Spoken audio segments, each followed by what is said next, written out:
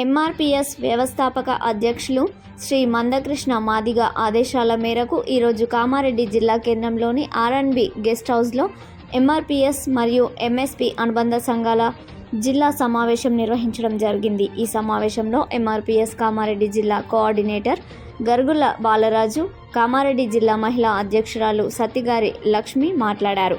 July 7న MRPS 30వ ఆవిర్భావ దినోత్సవం సందర్భంగా వరంగల్లో జరిగే మాదిగల కవాతును విజయవంతం చేయాల్సిందిగా విజ్ఞప్తి చేశారు.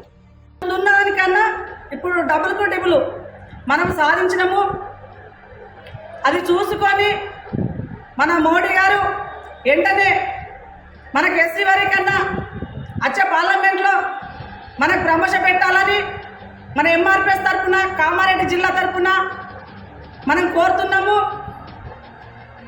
అదొక్కటే కాదు, కృష్ణ మాదిగ ఏ పని చెప్తే ఆ పనికి ముందంచ ఉండి ముందడుగు వేస్తూ అన్న చెప్పిన మాటలు నడుస్తూ మేము అన్న చెప్పిన పని చేస్తామని ఎంఆర్పిఎస్ తరఫున మేము తెలియజేస్తున్నాము.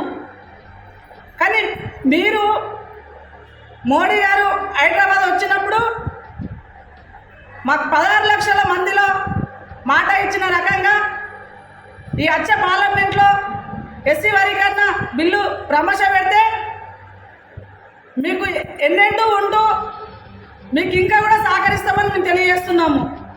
మీ ఎన్నెంటూ ఉంటూ మీకు ఇంకా కూడా సహకరిస్తాము అన్న మాట ఏ పిలుపు అయితే ఇస్తే ఆ పిలుపు మేరకు ముందడుగు వేస్తూ మేము అన్న చెప్పిన పనులు మేము చేస్తూనే ఉంటామని చెప్తున్నాము.